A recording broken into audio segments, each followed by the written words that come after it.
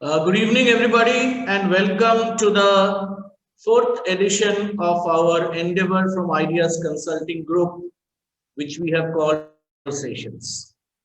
The entire objective of this initiative is to put people at the center of everything that we do in life.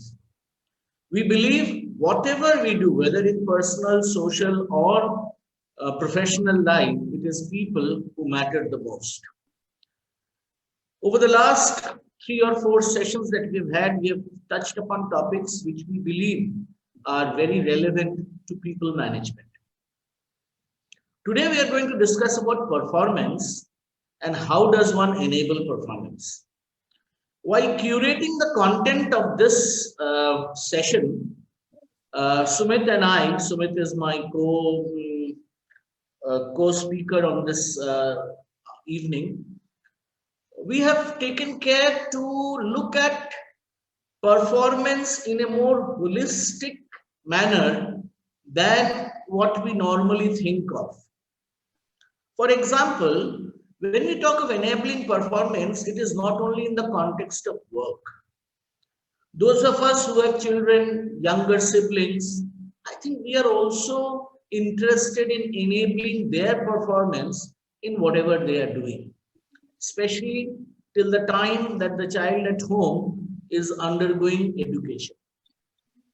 So the question is, whose responsibility is it? Is it the person from whom one is expecting the performance? Or is it somebody else who should support that person to enable performance?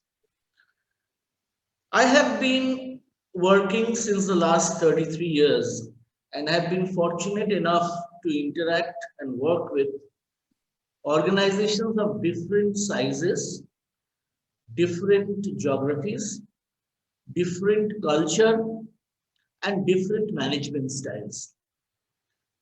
And if I look back, I would like to divide these organizations into three broad baskets. One set of organizations are those where human resources as a function is well defined and plays a very important role in running the organization towards its business objectives.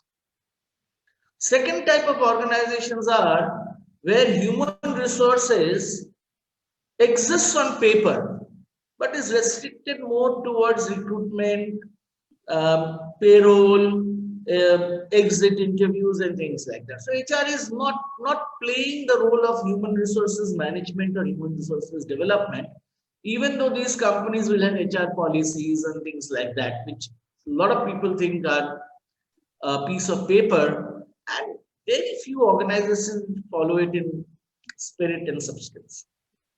And of course, the third set of organization which believe that HR is there, but we can do without it.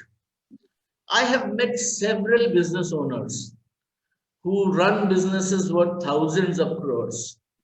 And quite a few of them have told me, Mr. Pramanik, we have built this empire without even a HR division in our organization. So we know how to run a business. Absolutely right. I mean, there's no doubt about it. 1,000 crores, 100 crores, 50 crores, whatever it is not a small amount of business. However, the question is, can this model be sustainable? As people increase in the organization, is it possible for the business owner to look after everybody? While I say this in one breath, on the other side, my answer to this question is enabling performance is not, and I'm underlining the word, not HR's responsibility. It's the collective responsibility of several people and many things that we need to do to enable performance. In a work context, if you look at it from a business perspective, we know that if a person has been hired for a particular role or function and agreed to a compensation that that money has to be paid whether the person performs or does not perform. Yes, some people may say that at the end of the year, based on appraisals, which again is a very nebulous area, You may decide to give a person an increment or remove a person from the job or do whatever, but that's 1 year later, that's hindsight. So what do we do, especially in organizations which do not have very well defined HR processes, where more importantly, where HR is not a primary function which is managing the business for the organization.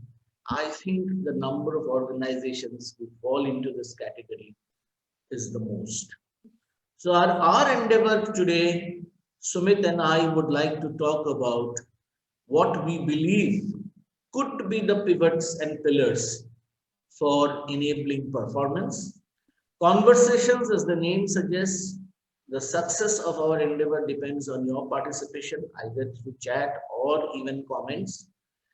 Request you to keep your microphone on mute so that we are not disturbed by background noises. Please feel free to unmute yourself to ask a question or make a comment. It's my duty to introduce Sumit Singh Arora. Sumit is an engineer. He is an MBA HR, but I think his most unique qualification is he has completed successfully his B.Ed and M.Ed. And the reason for doing so, when I asked Sumit, was his passion for how do people learn when they are in school, and that is the foundation for all of us. And I'm sure all of us will agree from wherever we are today. So, Sumit, shall we begin with what your thoughts are on this question that we are posing for everybody? Sure. So with performance as the topic for today, we will get into directly to an activity and hear from people what they have to say. So the pivots and the pillars of performance, as rightly what Deepak Da said, is the elements of performance. What do you guys think are the elements of performance?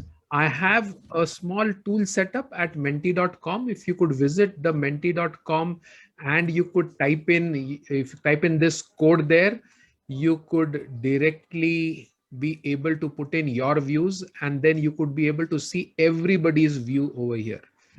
So if you could type in menti.com in your browser and type in the code which you can see on the screen, which is 28053336. I could need some help to type this in the chat. If someone from Ideas does that, 28053336 in the chat. And if you just visit menti.com and you could type in your ideas, your views, your thought process of what performance essentials are. What do you think are the pivots, the pillars of performance? And we could see a word maze come up for each one of us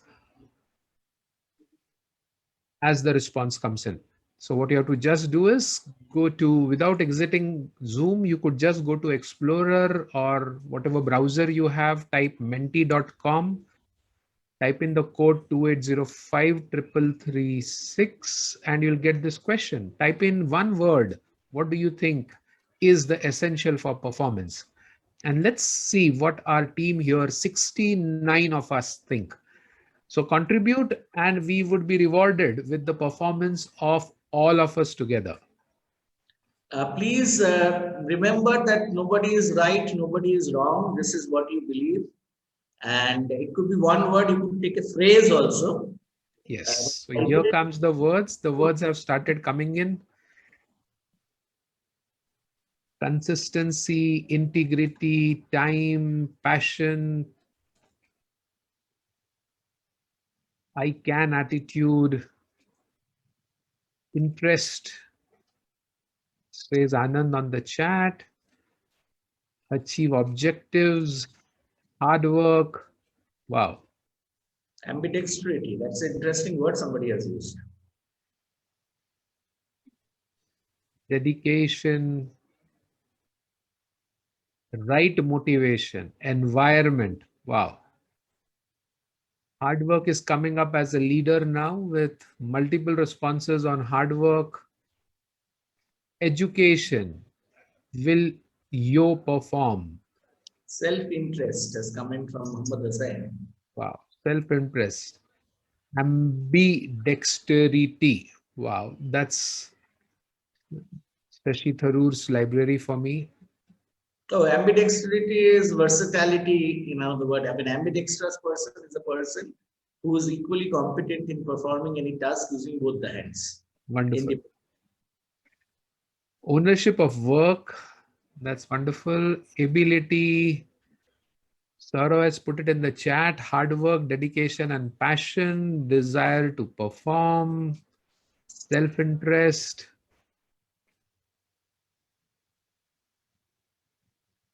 So if you're not able to go to menti.com, you're most welcome to put it on the chat. But when you put it on menti.com, the best part which really happens here is we're able to see which of these are the words which have come to many a people's mind. So if you really see on the screen now, you can see passion, knowledge, and hard work. Is that visible? Yes, no, maybe. Yeah.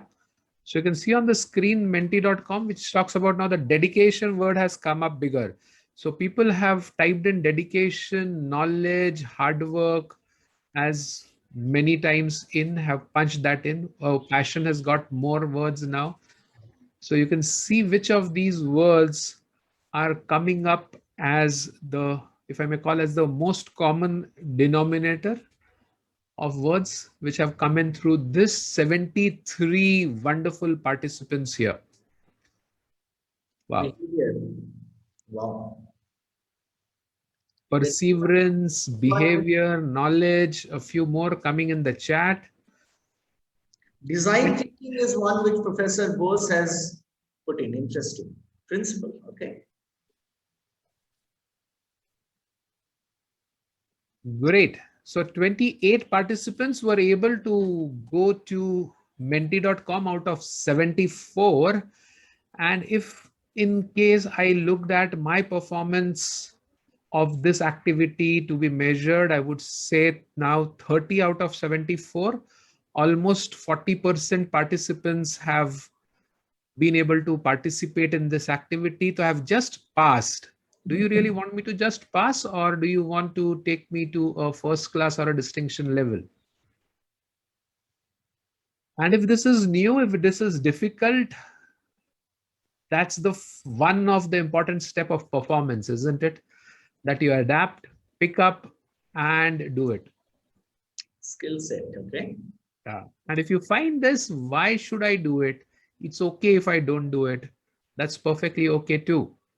Well, now it's 50%. Thank you. 36 participants out of 70, 37 out of 74 have responded. And the information is shared transparently in front of you, where you could see the words like passion, attitude, consistency, dedication, which has come up towards the top. Apart from that, there are so many divergent views which have come up, and all these views are equally important. Feel free to take a snapshot, or we'll also include it as a part of our communication back to you when you listen back from us on the things which we look at over here. Professor Jain says 7S. Wow.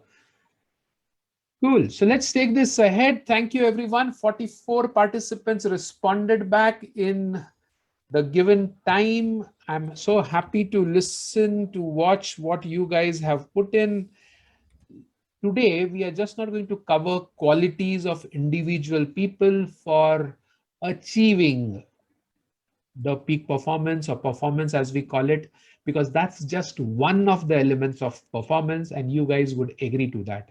What we are going to actually cover here is, let me go back to the PowerPoint and talk to you now about the 4 elements which we looked at. So all the qualities which we talk about comes under the people part of it, where we look at their potential, their passion, and all elements and all qualities which we talked about over here. So the green element, bright green, which we talk about the people, very important part of performance. We are not looking at machines. We are going to deal with people's performance. So we are not going to look at IT code. We are not looking at a software. So that's one. Then the second we look at it is diagonally opposite, which we call as process. So the backbone of any performance are these two, the people and the process. In process, we look at the planning, the preparation, the prototype and practice part of it, the 3 Ps of process. Really, really important. For, it's very rightly said, a person with high potential, if doesn't follow the process, may not be equally successful as an average person who follows great process. And that's something which has delivered a lot of results in organizations. So after this diagonal of people and process, then we really look at something which we call as the performance monitoring and feedback loop. And if I do not have a purpose, this performance monitoring and feedback loop would be out of purpose, isn't it? And that's something which we are going to look forward to, that how important is the purpose, the P of performance, and is it really important to close the loop with a performance monitoring loop or a feedback loop? So this is the overall thing which we are going to have in our conversation today to bring about the next step of discussion and your views at 2 different levels every time. One is your role as an individual contributor, and your role as a manager is something which we are going to discuss in these 4 areas today. So the whole scope today is these 4 slides, and we are going to listen to you and listen to the experts' views on each of it. Over to you, Deepak Da. Purpose. Is there life without a purpose? Do you agree that if I don't have a purpose in life, whatever it could be, I will not navigate myself to achieve the purpose? Let me give an example which is extremely stark. We've all heard about Supari killers, right? Supari killers who kill for money. Now, this Supari killer, if his purpose is not to kill for money, will he be successful? Will he get more assignments? Will his performance be looked at or spoken about? I don't think so. So what we need to look at, and I invite a suggestion, that how does one define purpose? And what is that minimum acceptable performance that we must set for anything that we are doing? If you recall, Sumit was mentioning, oh, I got only 40% of you have responded. Can you help me to reach first class 60%? So he had set himself a minimum acceptable performance of minimum 60% of the audience present today should comment on the question that he had raised to the menti.com. Now, it is your chance now. Please feel free. You can type in, you can unmute yourself and tell us what do you think in terms of defining the purpose. What is the role of a team member and what is the role of a manager? And how does one go about doing it? You can treat this exercise a little more fluidly. Please feel free. Only request is if you are talking, please keep it brief and to the point. Sumit may like to capture what you are saying using the whiteboard maybe. Sumit, will you use the whiteboard? Yes, I'll do that. I can do it on the screen itself. Manager's role would be defining the objectives very clearly. What has to be achieved. So, Professor, team member's role. Sorry. Manager's role is to define the objectives. Thank you. Let's go by a balanced scorecard, which is the best way to define objectives. Okay. Move on to the team members. The balanced scorecard is filtered down to the lowest level. Right. That clearly chalks out what is to be achieved at all levels, and that also becomes their KRAs. And in which case a goal congruence takes place among each of the team members. That's my input. Excellent. Thank you. So you're talking of balanced scorecard, and this is I'm sure all of us here have heard of balanced scorecard. And what Professor Bose is saying is absolutely bang on. However, many organizations have struggled to sort of embrace balanced scorecard in its truest sense. Only 40% of the Fortune 500 companies adapt it. So. Yes, true. All right. Sumit, there are a lot of comments in the chat box. I think Vinita Shah is talking of manager give proper direction to the team. Okay. Somebody with an HP is talking about manager is to strategize and guide, and for team member it is to align themselves to the strategy and execute. Hi Deepak, that's me, Shawnee. Okay, Shavni. All right. So Shavni talks of team member to align themselves to the strategy and execute. All right. Any other thoughts? Yeah, model here would be McKinsey 7S framework for implementation. All right. So what is the 7S framework? Just quickly, if you could tell us for the benefit Yeah. of There are 3 hard elements, 4 soft elements. All The right. hard elements are strategy, structure and system, and soft elements are shared values, style, skill, and staff. Excellent. Excellent. So this is McKinsey's recommendation. Vigeshwar goes talks of execution of work, manager direction of work. All right. So it's so far the comments which have come in, it appears to me that the team member's job is to execute and the manager's role is to direct. By and large, that's what is coming out. Manager to give the opportunity. Shalini Sehgal has said something. 1 second, let me read it out. Manager to give the opportunity when they feel they are important, and team members is to take it forward and be focused. Okay, so here Shalini brings in a new dimension. She says that manager should give the opportunity. Suman talks of develops personal growth opportunities. All right. Tirthankar talks of aligning focus of team is, I think, manager set objective, explain purpose, demonstrate, handle the team to the extent possible, monitor, evaluate. That's more of a managerial role. All right. To believe in executing the task the manager way manager was. That's a very interesting dimension, Anand, to bring. To believe in executing the task the way manager was. Excellent. Any more thoughts? Hi Deepak, Yeah, this is Arun.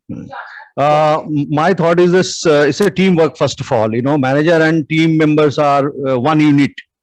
Maybe manager is in the forefront and he's leading the team. You know, so the objective, whatever he's devising, first of all, he should be confident that his team or he himself can execute it. That's the first and foremost para. And he should not only direct and guide, but also handhold the team together till the entire job is accomplished. So I have always in my career, I've always thought that I am one of the team member, being the boss also, and the success of team largely lies on my head. And if I am not in a position to execute it successfully, I don't think this I should be a manager and I should be taking credit. This is what I feel, and he should be leading from the front and ensuring the execution perfectly. Thank you. On a lighter way, Narun, thank you for your comments. All of them are relevant. When you said I am the boss, I said I am reminded of the rule 2 rules that number 1 is right, and rule number 2 if you have doubts. Remember? That was a lighter way. This thing. Okay. What Arun is trying to say, and I think a lot of sort of inputs are coming in. It's this all about encouragement, in all about direction, all about guidance, all about hand-holding, all about creating opportunities, all about, that everybody is clear about what everybody else has to do, the concept of the balance scorecard, etc. Absolutely correct. And I just want to add one dimension to everything that all of us have spoken. And to me, purpose is something which I define for myself. And believe me, I do not know whether you will agree with me or not. All of us in this world are extremely selfish and self-centered. And the purpose should tell me what is in it for me.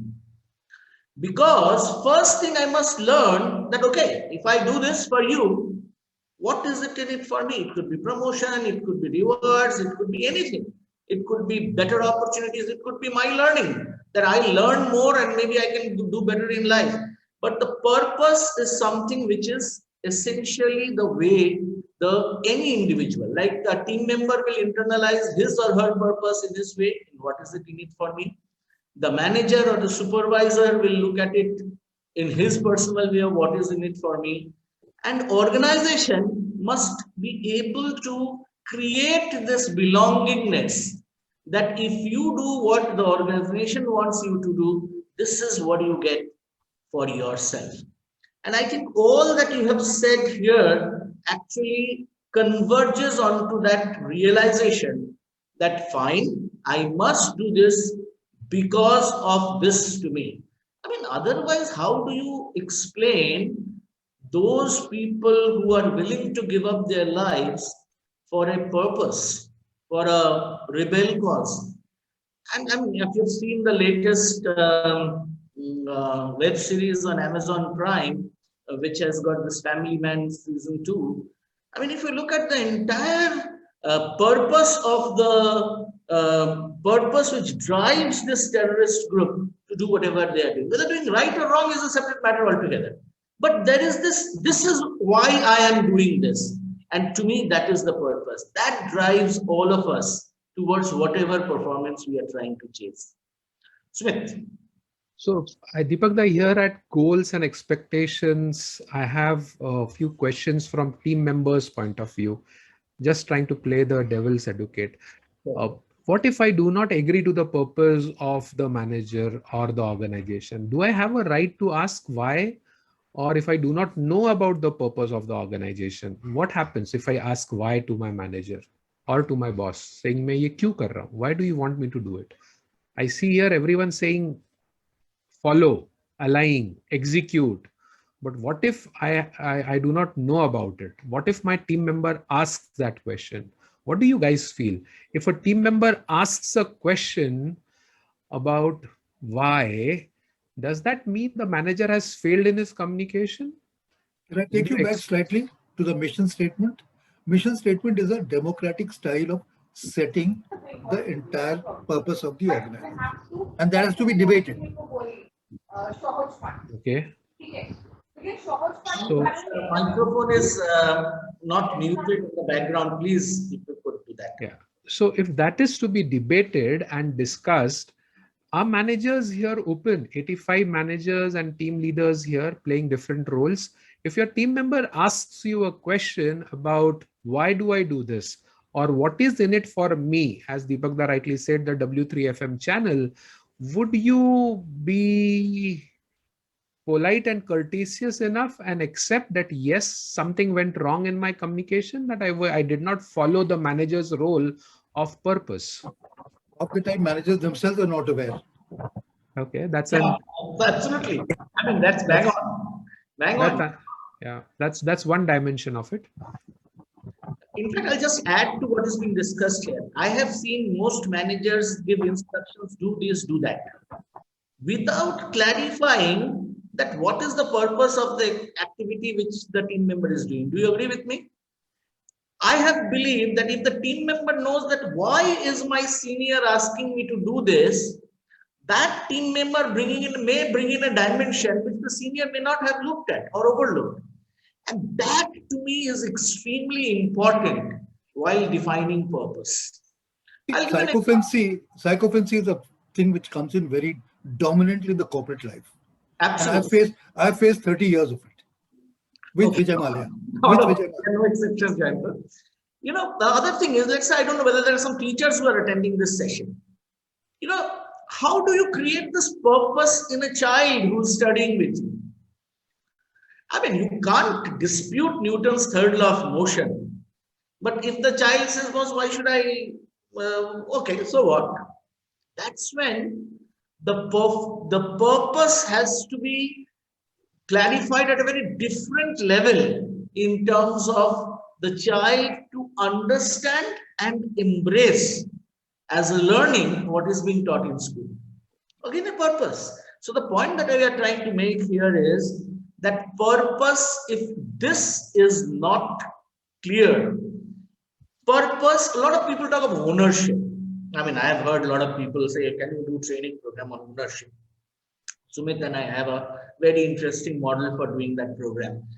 But to me, that ownership originates from this purpose. And that's the key to me. That's the foundation for the performance. activities. Sumit. Yes, sir. So purpose is the first step which we really look at. If we do not have a purpose, all activities are wonderful. Otherwise, we will not be able to differentiate between productivity and activity. So all things which happen for the purpose is productivity. Otherwise, it is all activity. Now, let me take you to the next part of it, where we are going to discuss now about the potential and passion part of it. And I'll spend a few minutes talking about potential, and then Deepak Da would take up the passion part of it here in our discussion. I'll just remove the annotation, which I forgot to remove. Yeah, and the screen would be clear. So, to talk about the potential part of it in an organization, we normally look at the qualification as the base. And good or bad, this is something which we have always looked at. If a person has passed has done an examination and has got a certificate, we say the person has a potential. Well, how right, how wrong is debatable, and I'll put it to the audience to define that. Do you think that qualification is the right measure of a person's potential, or is it partially right? So if you feel it is right completely, that qualification is equal to potential, do let me know in the chat that you agree to it. If you say it is partial, do let me know in the chat as partial.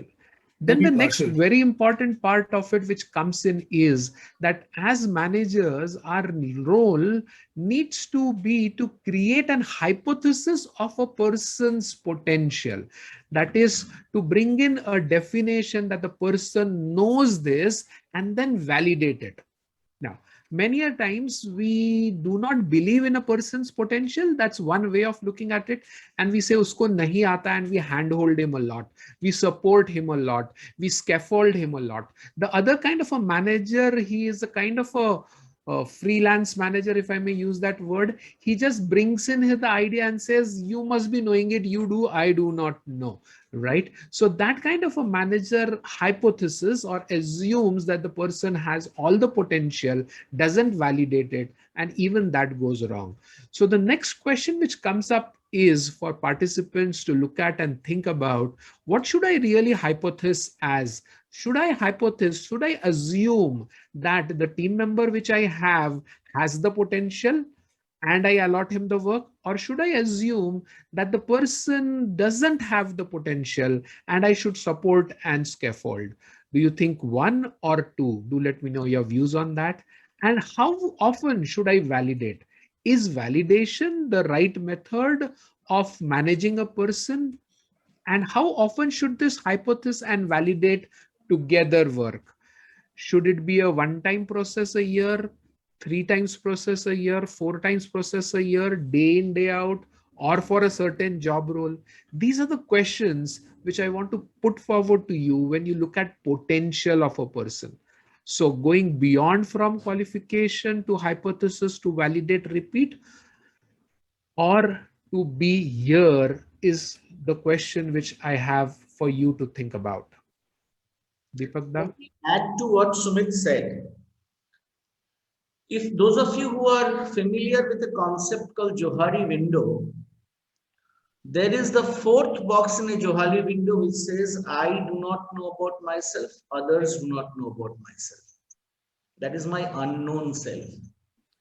And to me, that is where lies the potential. Most of us do not know what is our potential. Do you agree with me? We never look at ourselves in terms of a potential that we could have. And we discover ourselves as we go forward. And one of the ways that I have seen good managers develop people is by pushing them to discover their own potential. And for that, it is important to formulate hypothesis, as Sumit said.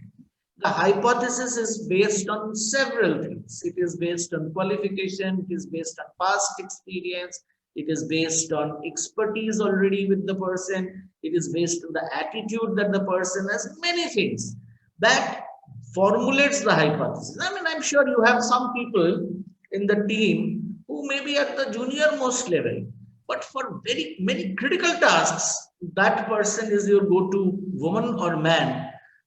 because you know that due to variety of reasons, this task is best suited for this person. So what happens? Did that person know that potential before? No. Perhaps as a manager, we discovered that potential. So what is important for us to do, and this is one message which I want to give out very strongly, that potential is not static. It is dynamic. And we really need to expose people in varied situations. Some situations which are related, some are unrelated, some are absolutely disconnected, some are connected. But the point that I'm trying to make is that potential of each one of us is something which we must try to look at it in a dynamic framework, A. And B, it is not only the responsibility of the manager to let me have look at my potential. I must push myself for doing things that I feel I can do but have never tried before. That's absolutely critical for us to learn our, to discover our potential. And those people who look at the purpose and look at their potential and try to find an intersection between the two to achieve a performance, often do it because of the word which is written there, that is passion. The difference between a Dr. Jayanto Ghosh, who's I presume a PhD, who is a part of the group today, is the passion for the subject that he has pursued in his PhD thesis. I may be intelligent to know about that subject, but I may not have that passion and persistence to pursue a PhD qualification. So that passion comes out of many elements. The question that we will try to answer to all of us is, how does one judge the passion of a team member, of a senior, of another individual? So what are the points? Sumit, let's pick it up from there. So the first point which we look at passion, the way I have used it over these years, is how is the person approaching the task? Is the person approaching the task in a manner where that person wants to be in control of the task, or is he approaching the task in a manner that I have to do it, let me do it? That's point one. Second, what I look for passion is belief in self. Is the person believing that he can do what is expected of him? Is she believing that, yes, this is possible for me? I mean, a lot of times I have found that we men may think that, all right, this is where women are better than us in this particular role, and therefore we should not do it. Let me give an example. I think a classic example is the profession of nursing. I mean, we have seen, or rather, at least I have been born and brought up during an era where I never saw a male nurse. My mother herself was a nurse. But today, if you see, that glass ceiling has been broken. And a lot of male nurses are there in all hospitals. Nursing is a different type of a role. It's a different type of a profession. It has got a different purpose. And some men believe that, yes, they can do it. That's a belief in self. Third is a very important point from my side. I have found a lot of people comply because boss has said to do so. That person cannot be working with passion. Unless the person himself is committed to what the person has to do for the performance that he needs to achieve, that person will not be passionate about the work. It is being done because I have to do it. So there is a reluctance, but these people are not that they are defying you. They will do it. They will do it the way you want them to do, but it is not coming from within. It is being done because it's another tick mark in the task that he has to do. That is not passion. The passion comes in, and that is why we find a lot of people overdo or add to the brief that you give for a task. Discipline. And discipline is not about coming to work and going out of on time. No, that's some basic level of discipline. Discipline comes in terms of what you are supposed not to do. That is the first discipline. Second, discipline comes where in terms of how you prepare yourself. Let me give an example from a cricketer called Rahul Dravid. There is a book which is about him, Rahul Dravid, and there his wife, she mentions in an interview that Rahul Dravid as a person, and we all know, is not bothered about many things in life. But so far the cricket bat is concerned, even decimal ounce here, there, he will be bothered. Point one. Point two. He says that when the family has traveled with him on overseas tours, the night before the match starts, he will just lock himself up in the room and he will not interact with anyone. That is perhaps a discipline that he has inculcated to prepare, to focus on the task at hand, on the performance there. Another discipline from the same book. Dravid has a unique record of having faced the maximum number of deliveries in Test cricket. Nobody has got that record across the world. So he says one of the disciplines that he has followed is it cannot be that a bowler will not beat you on through a great delivery, or you make a mistake in playing a delivery. The idea is discipline is switch on, switch off, switch on, switch off. How do you switch on when the bowler starts running, and how do you switch off between the deliveries being done? This is a discipline. Enthusiasm, I suppose, makes it for everything else that we have in life. If you have read that book by Barack Obama on his biography, he talks of how his enthusiasm helped him to break the glass ceiling in Harvard in his law school. And he says that enthusiasm makes up for many other things in life.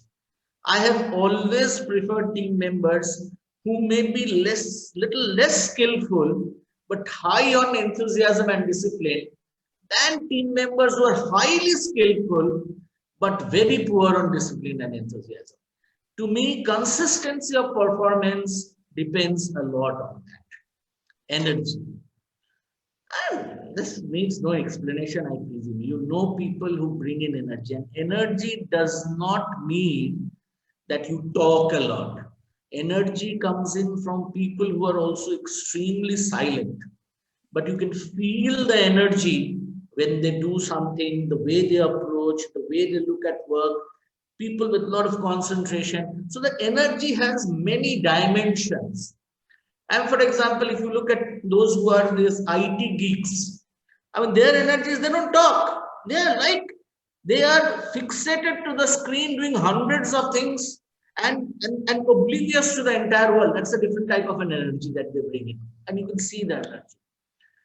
The last thing, I mean, the point after that is very important.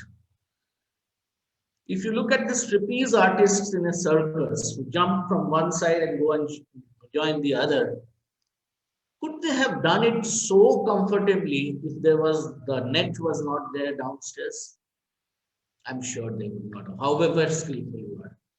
So one of the key things that we must imbibe in our people is what is called failure insurance.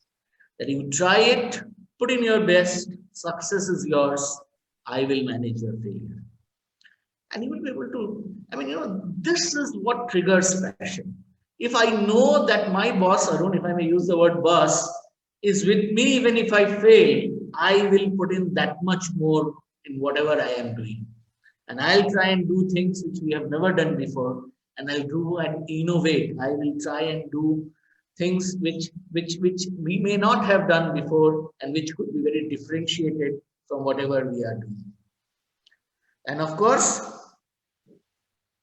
the last point on this slide is mutual agreement on goal. Often we give people a goal which the person doesn't buy into. If the buy-in is not there, the passion will not come.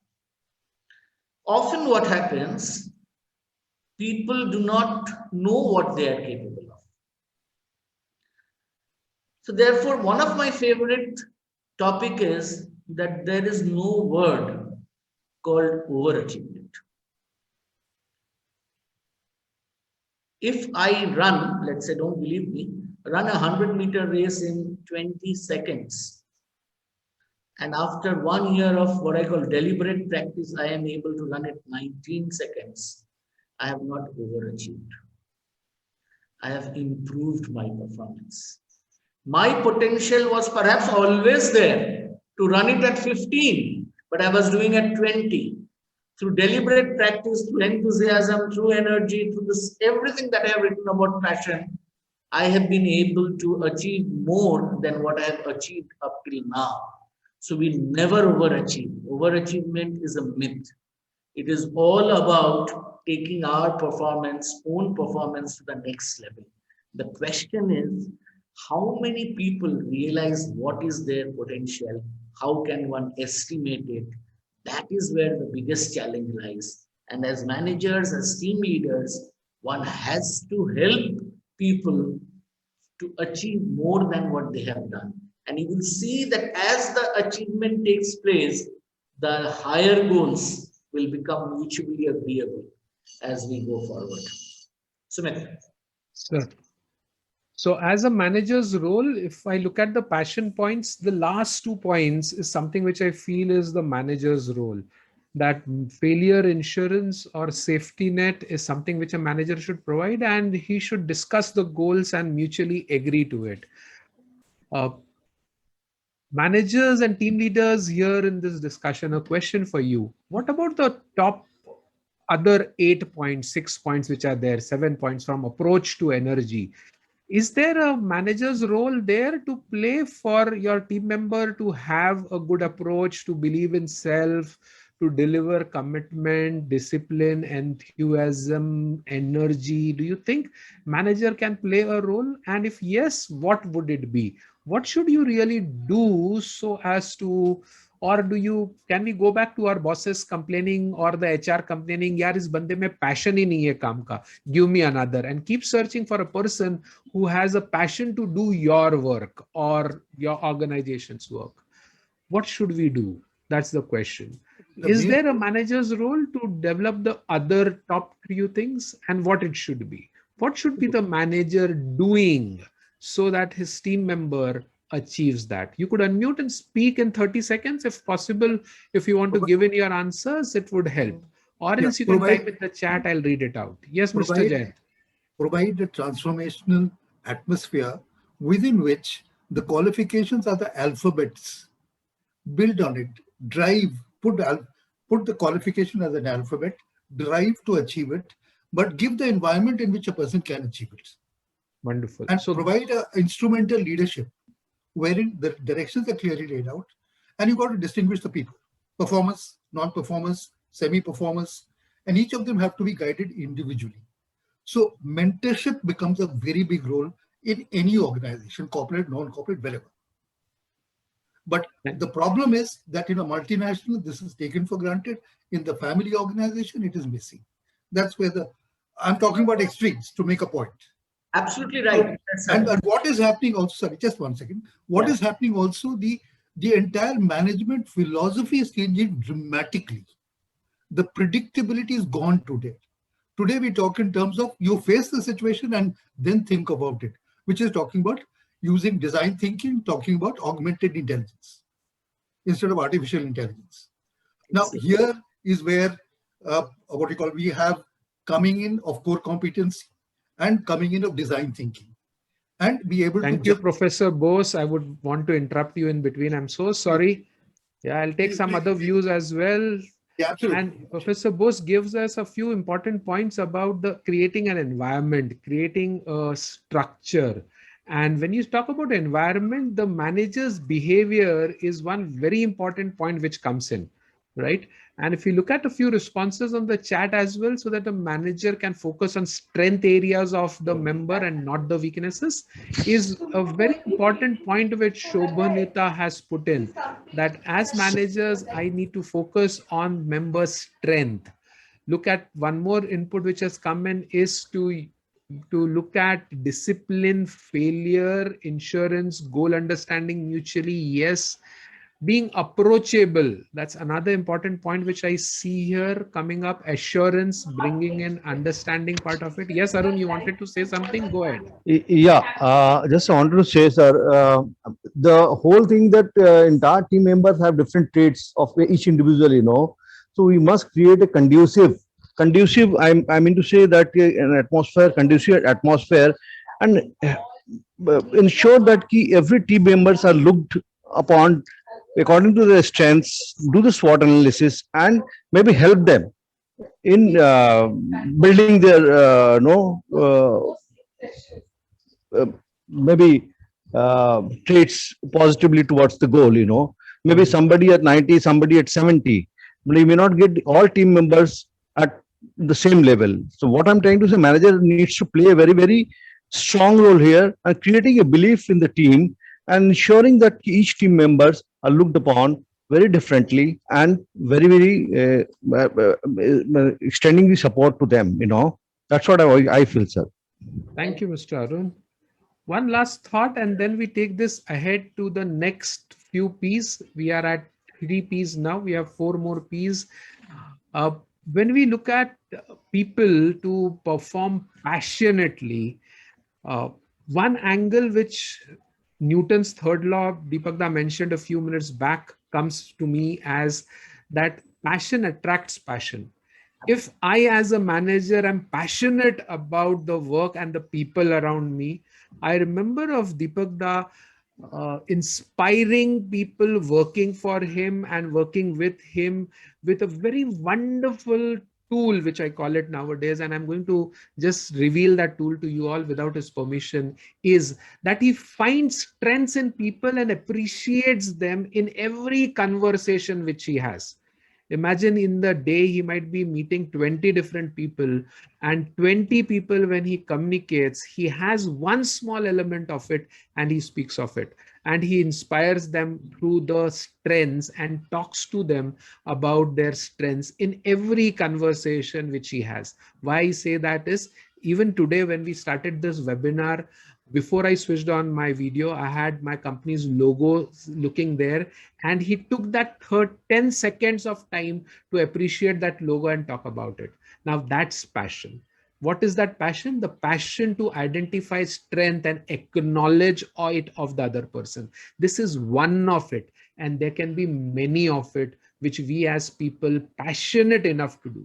If a manager says 3 से 5 phone मत किया कर, I'm busy, मैं boardroom में हूँ, don't talk to me, सुबह आने के बाद में क्या कर रहा है, what are you doing over here, and is this the way you communicate? And if the manager goes on in more of authoritarian view, though it is required many a times, but always does it just out of criticism, he's not going to derive passion.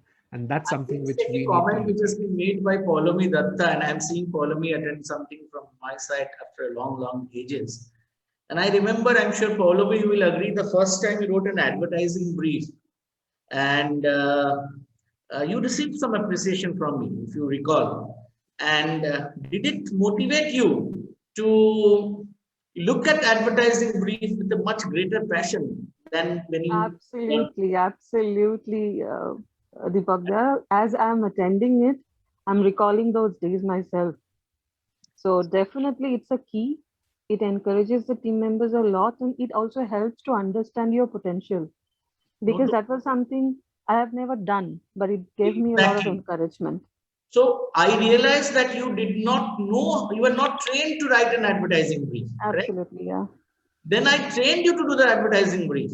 But when the advertising brief was created, the entire credit went to you. That's the key. Yes. That's the key. So the point that I'm trying to make is, and here, it is not about the type of organization that we work for. The organization may have its own way of looking at people. The organization may or may not have structured HR.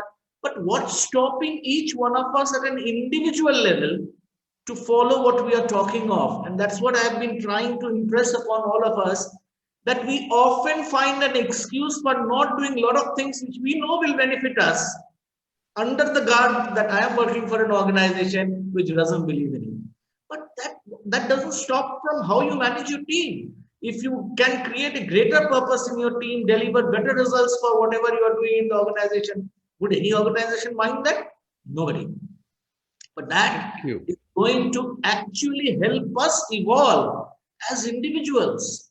And I'm not talking only managers. It is like I may be a manager to somebody, but I also have a manager above me. So the point that I'm trying to make is this is all about myself. What can I do for regarding my potential? How do I unearth it?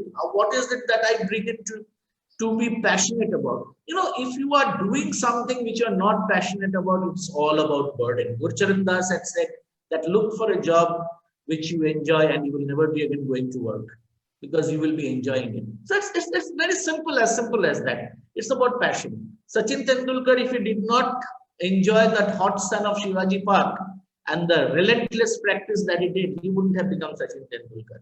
And there is a classic example that he had a classmate who was more potential than him in terms of potential, but it is the passion for the game, the discipline for the game, the enthusiasm and energy that made Sachin what he became. Kamli had success, but he didn't get a success that Sachin could. Sumit. Yeah.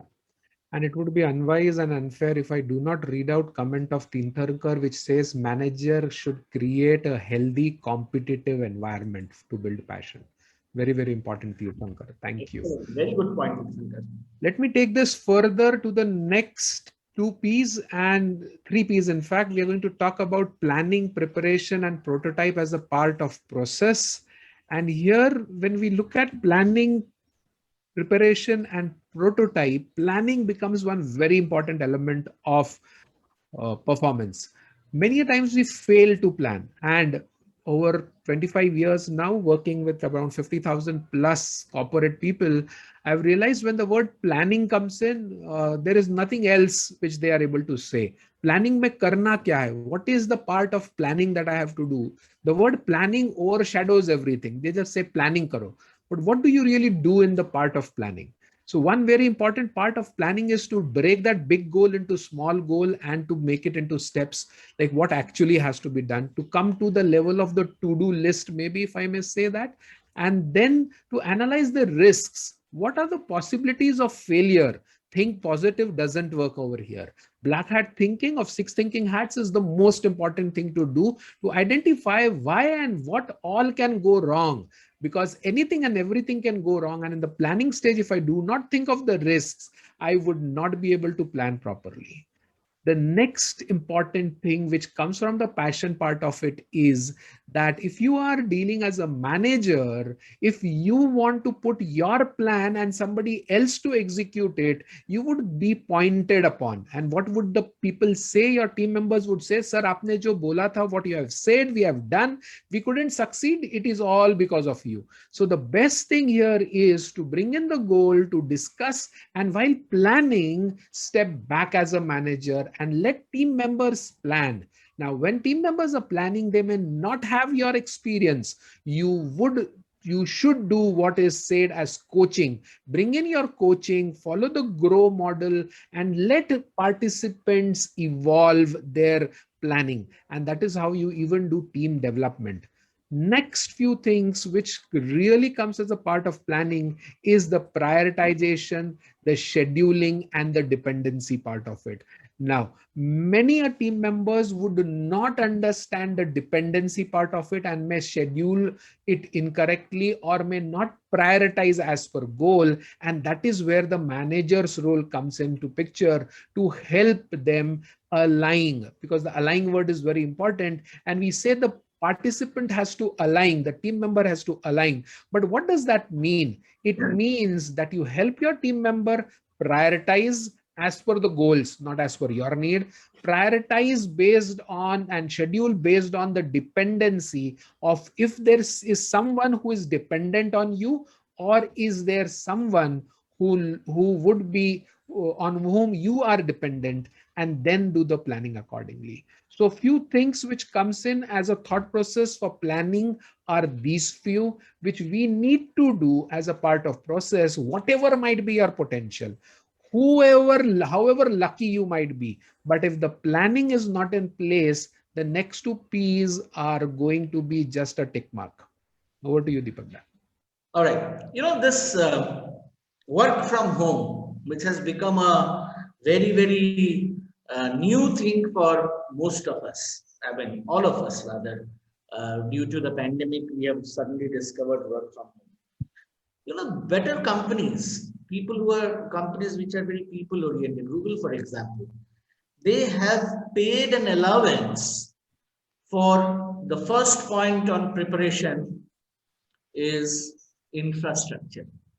I want people to work from home, but do they have the infrastructure to work from home? Do they have the network connectivity? Do they have the laptops? Whatever is required to prepare and work. So that's first thing. When we are talking about preparation, as managers, we must look at infrastructure.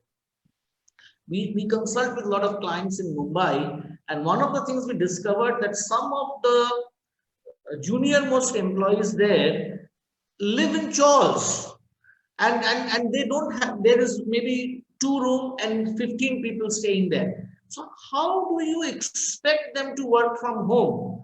And so therefore, what do? How do you help them to work?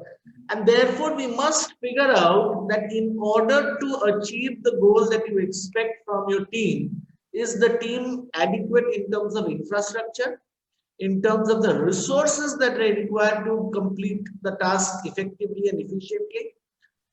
Do they have to come back to you for even the smallest permission? What have you given that up to this point, go ahead, take decision and do what you can. Beyond this, if you need to decide anything, come to me.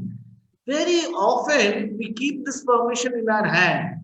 We think this is one of the ways of controlling and knowing whether the team is doing what they are supposed to do. Extremely wrong attitude. Is the team mentally prepared to do what the person is supposed to do? How can I help this person to get mentally prepared to do it? I have seen many people who would, I'll give an example of one of my colleagues who was helping me in coordinating with Tata Motors, one of our clients, in a huge training program that we were executing. And there was this review with some 15 managers of Tata Motors to review the progress of where we are and where we stand. And this entire coordination was being done by this lady. And she said, sir, there is this call at 10:30 in the morning tomorrow. I hope you will be there with me in my call. So I said, don't worry. I mean, you are there. I will be there, but you know everything. What is the problem? Believe me, I reached the basement parking of our office at 10:25, but I stayed downstairs till 10:45. She was forced to get into the call. And when she finished the call, she said, sir, what is this? You left me alone. I said, but that's one way of responding to this. But tell me, are you feeling more confident? Do you realize that you are capable of it? If I was there, you would not have spoken. So what? So here what I was doing is, I was clear that if I can leave her there, it's the negative way of preparing her mentally to take a task which she had never done before. So the point that I'm trying to make is, it is very important that how do you prepare a person mentally in order to do the task which the person should do. Team readiness. I have seen enough people ask for a lot of things. I want it now at this moment. Do what you want. You can walk on your head, climb on the tree. Is extremely important that you do it. But the team may not be ready for it. So one of the ways of doing it is that how do you prepare the team to be ready to face any such situation. And see, I go back to this Manoj Vajpayee thing, which I was seeing over the last few days. The way these people who are fighting for a cause, and I would not like to call them terrorists, the way they are ready, they are prepared to face different situations, and what they should do is a lesson for the corporate world. Connections. How do you realize where let's face a fact. It's utopian to think that everybody hits up with everybody else. It is a utopian thought. In this world, in this human world, you have people with whom you sort of get along well. There are some people with whom you are indifferent and some people whom you don't want to work with. So as team leaders, as managers, during this preparation, you must figure out these connections which will work. And this connection could be on a variety of ways. Let me give an example from a client in the hospital industry.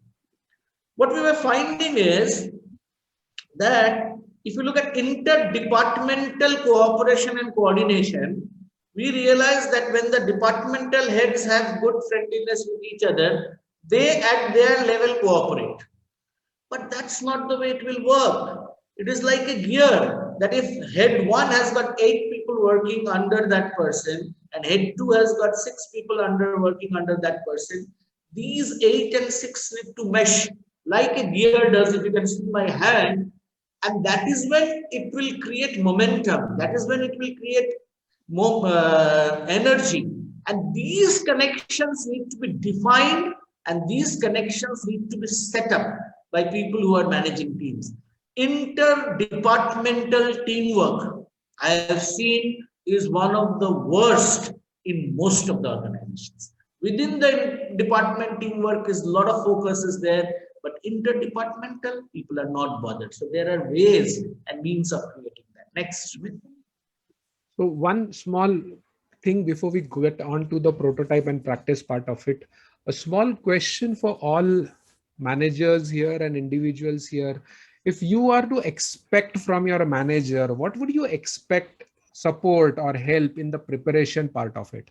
And a question for managers, is there any role of yours in the preparation part of it, or is it something which the team member has to do himself? Usko rakha kyun hai? Why have I hired him if I have to support him in the part of preparation? What do you think about it? Do let us know in the chat, or you could unmute and speak for 30 seconds and would love to hear your views in 30 seconds, please.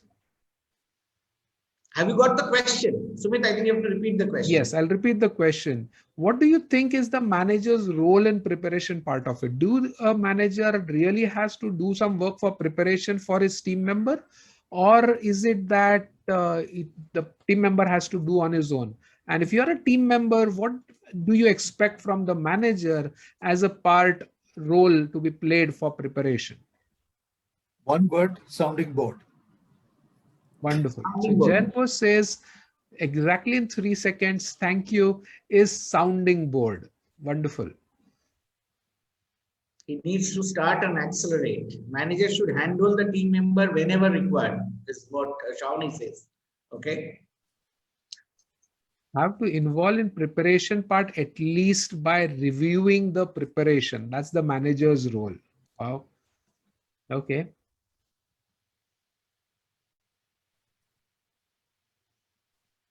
Guide the team member on how to prepare.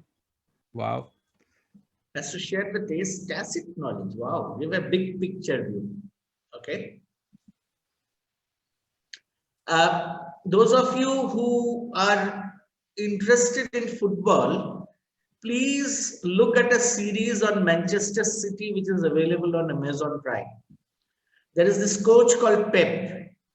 And if you see this 7 or 8 episode series, this entire thing about preparation is so wonderfully understood. I mean, I watch these videos because I think, and I watch Pep's matches always, because I think it's not about winning and losing. It is about the purpose for which he plays football and his team plays football. And that cannot be without the planning and preparation that goes in behind it. And there are a lot of stuff in that. And that's something which actually addresses the question which Sumit is asking. To me, preparation should be a collaborative process between the manager and the team members. That is where the team members will know what are the constraints that we are working with, what are the limitations that we have to face, what are the handicaps that we have in doing this. And together, if we prepare, it's our preparation and it is not your versus my preparation. That's one area where a lot of managers need significant improvement. Sumit, let's move on, otherwise we'll be very late. Yes, just one point before you take it to the prototype part of it, sir. As a manager, I always believe that managers have a higher view than the individual in the organization. They know what has been done before, who is a person who is sitting on a lot of knowledge and resources. And if as a manager, if I can point to my team member towards the right direction to prepare, it would be far productive for your team member to follow your direction and to pick up the preparation part of it. Otherwise, he would be facing the customer with less documents. He would be visiting a meeting without sufficient information, and he is destined to fail. So please, please, please do not teach him by failure in front of the customer, but let him be prepared. Over to you, Deepak Da. Yeah. Okay. In practice, I have always said that you must look at the low-hanging fruits first. Let me give an example. One area of improvement which I found in many organizations is the entire base piece about data analysis. Yesterday, I was writing a proposal to a prospective client to my meeting tomorrow. They asked me what all work do you do in data analytics. So my first response to it is data analytics is a vast subject. My experience suggests that the people do not even know what is the data available in the company. Forget anything else. So unless you know what is available, if you don't structure it in a proper manner and then start analyzing it in the way it should be, you will not be able to do what you are supposed to do with the data. So this is a typical example of a low-hanging fruits that we often miss out while practicing. So try something which is easy for us, so that once I do it well, it will give me confidence to try something else. That is the most important point. Second, best food is like excellence, and therefore the book is Pursuit of Excellence. If you achieve excellence, if you think you've achieved excellence, that's where your decline starts. So the best foot forward, I think is a great expression. It only keeps moving forward. You think you have reached there, it goes forward. So this is a typical sort of chase that we must look at while looking at the practice that we are going to put in to succeed in and improve our performance. Pragmatism. We need to be practical. I mean, you have heard this before, and I know some of you, and rather a lot of you who are there with me, Excel sheets can throw up any numbers that you want. But finally, it is what happens in real life is very important. So I think pragmatism is not about conservatism. It is about being practical, what is possible, not possible, and practice accordingly to become a better performer is very, very important. Culture and attitude are two very important elements which we believe influences practice. Why culture? Because if you do not have a culture, as Professor Bose was mentioning, that if you don't create that culture of people to innovate, to fail, to try, people will never practice innovation. People will never practice new things. That's very important. And I think culture actually fosters attitude. There are a lot of people who are absolutely risk averse. But when they come into a culture where everybody is willing to take a risk and he or she sees success, that gets reflected on the attitude. But some people are born to able to take risks, calculated risks. Some people don't. It's a part of life. But you can always create an attitude which will help you to practice the way you should in order to achieve what you want to do. And finally, what we call is the closed group. We don't mind failing. We don't mind exposing our vulnerabilities in a group or a group of people whom we trust. And that closed group practice is often required if we really want to do it. Let me give an example. Let's say one of us is getting into a role where public speaking is a part of the role. And the person is not so good at public speaking. The best way to practice is get people who will actually be your constructive critic and practice public speaking in front of them and before you go out and speak in front of the public. That is the advantage of a closed group. So Sure. So one last question before we go to the last slide on practice. Do you think prototyping or practice is always required, or are there certain special situations where prototype is most important? What are those situations where you feel that prototype and practice is important, and what are those situations where prototype or practice is not essential? What are your views about it? 30 seconds for you to reflect on it. You can speak about it, unmute, or put it in the chat. Would love to hear your views about. Is practice really important every time? Are there certain situations where practice is very important and certain situations where practice is not so important? Please put in your views in the chat and then we move on to the next. Or you could unmute and speak. 30 seconds for that. important. Routine selling operation, practice makes a lot of sense. But when it's an innovative product where you have an advisory role, practice does not help you. All right. Okay. Okay. Okay, so we have views coming in of practice makes a man perfect, practice and review is always important, and many more things. We'll definitely come back to discussing practice and preparation when we do some work on execution, because this is an element of it. Last question now, before we go to the last slide, is if during prototype we fail, where do we go back? If in prototyping, whatever we were expected to do, we fail, we don't achieve, where does the loop go back? Does it go back to preparation, to planning, to potential, to passion, or to purpose? What do you think should we go back to if we fail at prototyping? Preparation. Okay. Shireen says preparation. Okay. Thank you for this conversation, and let me take you to the final slide now. We're going to talk about the element of performance monitoring, something which seems to be the last but not the least. And why I call it last but not the least, because without performance monitoring, we would never know whether we are reaching the goal or not. And a lot of emphasis is always put on performance monitoring because it brings in a wonderful role for the manager. Let me just highlight a few things of the process part of it, and then I'll hand over to Deepak Davan to look at the motivation part and the performance monitoring. So if the process of performance monitoring is easy, if it is quick, and if it is productive, that it is non-repeating, that is the ideal process of performance monitoring. I remember one of my colleagues saying that I don't mind working 8 to 10 hours or even 12 hours a day to bring about my performance, but it hurts a lot when I have to put in 2 hours to report what I have performed.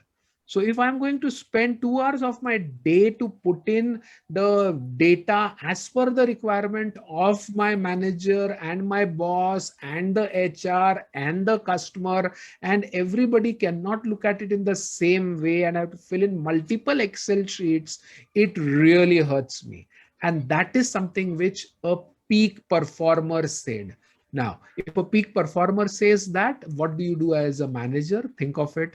If the manager, you have some peak performers who are spending 20 to 30% of their time on reports or on creating dashboards for performance monitoring, are you doing your work? Is there something that is going wrong? And that's a very important thing to look at. The other few who really talked to me about performance monitoring said that we do performance monitoring so much, my boss is like looking at me over my breath. Like every hour he's behind me, kya hua, kitna hua, kaisa chal raha hai, how is it happening? Like, do I really work or do I wait for my boss or do I keep reporting to him? Like I remember of an organization who had put up a dashboard in place that every hour there would be a bell which would ring in and the person has to stop his work and type in last 1 hour mein kya kiya. And that is something which is the periodicity too much if you really look at it to be put in. And then there are organizations who look at it once a year. कि आपने पिछले साल में क्या किया और हम बात करते हैं. So from like every hour to once a year is something which you look at as periodicity? And what, as per you as a manager, do you think is the right periodicity? Should it vary from people to people, or should it be same? What do you think? Let me put in your views about it. Should I have the same periodicity for all my team members, or should I have periodicity which varies depending upon the skill and will of a person, depending upon the potential and passion of a person? Put in your views in the chat on that. And finally, is the performance monitoring process improving the knowledge, the skill, the competency? Is it adding value to the person who is facing the performance monitoring process?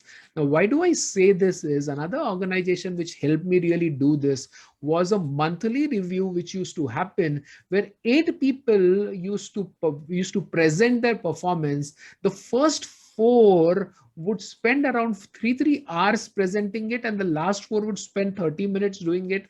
And when I asked the CEO, why does this happen? He says that we are learning basis on the first 4, and the next 3 do not have to really do the same thing. They have to really learn out of it, and the learning is the main objective out of performance monitoring. Does your organization have that process? Think of it in these ways of performance monitoring. All right, let me give a personal example on this motivation. I shifted from a very HR-enabled US multinational company in the pharmaceutical space to a family-owned media space as a part of a job shift. In fact, this is the media company, is the last company where I worked before I started Ideas. And I realized that when I came to the media company, when I became the head of sales, there was this team which I was leading, and they used to earlier report on a weekly basis what they did. And when I looked at data, nobody used to submit their weekly reports. So I insisted that you must submit your weekly reports. So people said, people laughed at me in my back. Even my boss laughed at me, saying that, oh, you are from pharma, you will not understand media. A day will come when you will understand. So people started writing the reports. And that's when I took the first step. Those who wrote the report, and I'm talking of early 90s, no email, no phone, no WhatsApp whatsoever. I first thing did was started acknowledging people as soon as they submitted the report. So the first difference which the team realized that, okay, somebody is saying thank you to me for submitting the report. And then what I will do is on the report, I will write, wow, this is good job. This you could have done differently. And my assistant would photocopy that portion of the report and courier it back to the person. Believe me, that started a competition within the team that who gets more number of appreciation from me. And as Sumit mentioned, I remember in one of those reviews, I presented the synopsis of these reports. And that same boss who had thought that ye pharma wala banda media mein samajh jayega, he realized the merit of reporting. And there are many umpteen examples which I would talk of, is where those reports made us helped us in the way we were working. One of the important point that I have found that in this world of performance, if one can create the sense of accountability in the person who's expected to perform, that itself is a key motivator. Let me give a very unlike example. I live in Kolkata, and to a Bengali, a fish is a very important item that we eat. I realize, I will see a Bengali gentleman, normally they will wear some lungi or a dhoti or something. They will go to the fish market, take up the gills, punch the fish, and then say, give this, don't give that. They will argue, negotiate this, that. I realize I don't understand fish as much as that guy who sells fish. So I transferred the accountability to him. He said, you will give me fish which is the best. I will not question you in terms of price or weight. You will deliver at home. But the day I realize that you have cheated me, next day I'll buy it from the fish person sitting next to you, and then you will only look at me. So this is all about accountability. So that's where his performance cannot go wrong, because he knows that this guy has transferred his trust to me. And that is so important. We are unable to transfer accountability because we feel powerful by keeping power in our hands. Empower people, you will see the accountability for them, and that's for sure one of the ways of improving performance. And there, what happens actually, if you can create accountability, your time in monitoring performance reduces, which unblocks it for something else. And finally, Shalini has written here there should be right. A pat on the back. Sorry, and somebody said something. A pat on the back at the right time is the biggest thing that you can award to a person. It doesn't cost any money. But that pat has to be timely. That appreciation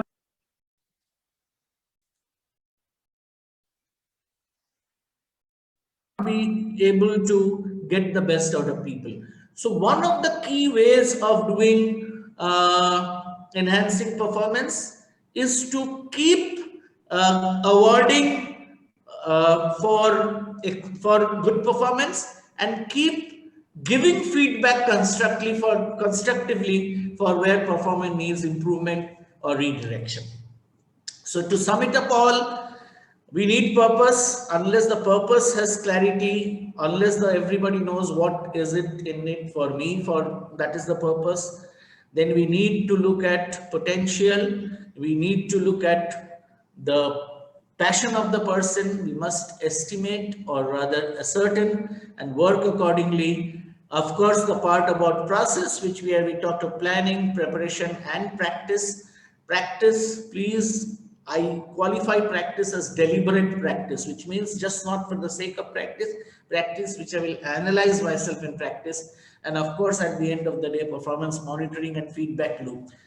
What we feel we have done through this exercise and we have attempted to do is that it doesn't matter where we are working. It doesn't matter whether we are an individual consultant, or we are a teacher, or we are a business owner, or which type of organization we work. I think performance is for ourselves, and we can do whatever has been talked today. Anybody can do. The only thing one needs is the willingness, and if I may use the word finally, needs the passion for encouraging people to higher level of performance. Believe me, it's a one-way traffic. A person gets better, he wants to become even better. Thank you for being with us. Sumit and I will continue our conversations as we go forward. Today we had a very large audience with us, Sumit. Out of 86, 64 are still there. Not bad. I hope they have left us because we have overshot our time and not because they have bored them to death. Thank you so much for being with us. We believe that this is our small contribution to what we have learned from all of you, or some of you, or most of the other people that we've interacted in life. And we seriously believe that people finally matter in anything that we do in life. So inviting people who are video ready to, if you could switch on your videos and help us take a screenshot or a snapshot, a group photograph of who we are here. And if you have any questions, any suggestions, any feedback, any inputs which you would like to talk about, feel free to unmute yourself and tell us. You can give us your feedback. You can tell us something about yourself. You could give us a few questions, a few thoughts if you want to bring in, and you could talk to us about the things, whatever you feel like. Yeah. Sir, can I start? Yes, begin, sir. It was a wonderful session, I must say. A lot of learnings. One thing I learned, that reward and recognition is very, very important for any kind of job what you are doing. That is what is the crux I'm going to carry it.